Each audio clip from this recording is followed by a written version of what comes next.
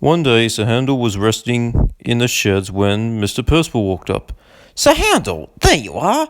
I need your help. I need you to go work at the slate quarry to help Duke, Skarloey, and Rusty out. Can you do that? Certainly, sir. And Sir Handel puffed away to the slate quarry.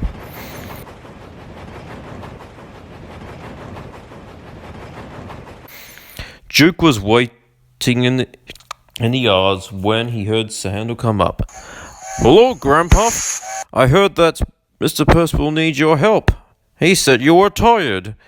He says he wants me to do all your work for you. Laughed Duke. I'm pretty wise to you and Peter Sam's jokes nowadays, but we do need your help here. You can get to work with all the shunting. At last, Sir Handel got to work. Everyone was very, very busy, pushing and shunting trucks to and from their places, and giving them to work. Sir Handel worked really hard, shunting trucks into sidings and ordering new slate trucks. Unfortunately, Sir Handel was enjoying it, and thought that nothing, but he took it for granted, and thought nothing was going to go wrong. Unfortunately, it was. Sir Handel was often dozing, had his heads off into the clouds, and didn't realize the trucks were wanting to go faster and faster as he dozed off. Unfortunately, On they yelled! oh my goodness! Help! Help! Help! Cried Sir Handel as he went faster and faster. Sir Handel's driver and fireman tried to put on the brakes, but it didn't work. Sir Handel went skidding down the rails. Down the yards, there was a box of tools being loaded onto Skarloey's flatbed. He was waiting patiently as they were being tightened up for the journey back to the slate quarry. But then he saw Sir Handel coming down the track. Oh my goodness! Ah! Cried Sir Handel as he crashed into the flatbed truck full of tools. Tools went everywhere. There was a lot. Tools were badly damaged from the impact. Sir Handel, what on earth do you think you're doing, traveling at this speed? You know I was here. These tools are really expensive. These are to help out with the quarry work for maintenance duties. The manager had severe words to Sir Handel. Sir Handel, this is unacceptable behavior. What on earth do you think you're doing, traveling fast? You damaged a bunch of new tools we order in. Now we have to order in another. I'm really sorry, sir, said Sir Handel. So you should be. If I was your controller, there would have been serious consequences. He then walked away into the distance. Rusty felt rather bad for Sir Handel. He knew Sir Handel was a glutz back in the day and was known to be quite arrogant and boastful, but he knew that Sir Handel was trying to change and be a better engine. I know that you're trying hard, Sir Handel, but this is no acceptable to be travelling that fast or dozing off into the clouds. Indeed, Rusty, said Duke. Sir Handel, I've known you for years and you've always been a glutz. But there's no need to doze off in the clouds.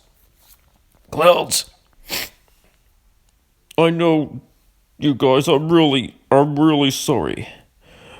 Well, if you keep acting like this again, there will be consequences. Just try to not doze off into the clouds again. Now come on, you two, let's get back to work, said Duke as he puffed off.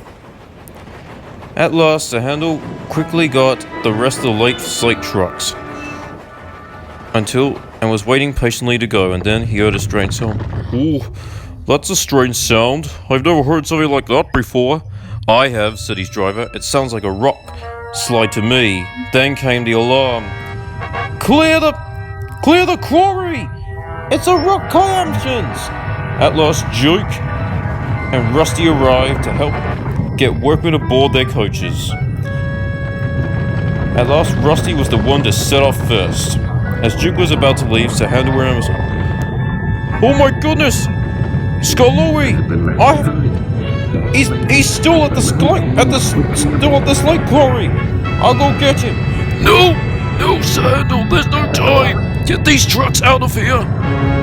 Here, Scarlowy can look after himself. He has been through more dangerous situations than this, and survived many. I am not leaving my friend behind. I'm going after him, said Sir Handel. Take my trucks, Duke. Oh, well, very well. Be quick. So they coupled Sir Handel's trucks to Duke's train, and Sir Handel set off to find Scarlowy. Scarlowy was waiting very bravely as the workmen climbed aboard his vent van. At last, he heard a sound.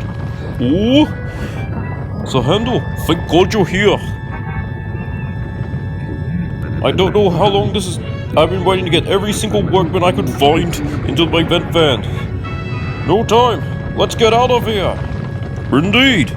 So they coupled Scarlowy to Sir Handel. Sir Handel puffed his wheels as much as they skidded at last. Without triumph, the two engines got out of the quarry in the nick of time.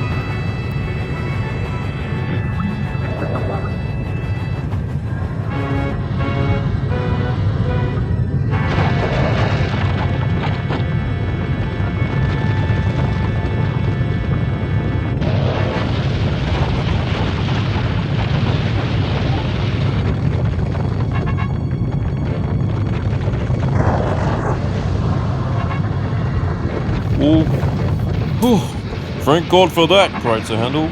We could have been dead. Indeed, said Sir Scarlowy. But this was really not your fault, or all of ours fault. I do hope Mr. Percival would understand, as indeed he did.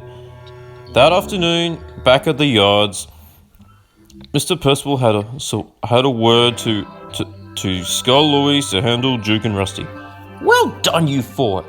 What brave work you did, saving those workmen from a rock mansion. This is not the abnorm. This has happened before at the China Clay Quarries. Which happened about 27 years ago. And but you four were very brave of getting out of that situation. Especially you, Sir Handel. While you did damage some new tools that came in today, but you made up for your effort of saving a friend in need. And I'm proud of you. You are one of the most bravest engines on this railway, Sir Handel. Thank you, sir. Yes, indeed, smiled Peter Sam. You are, without a doubt, Sir Handel the Brave. Oh, yes.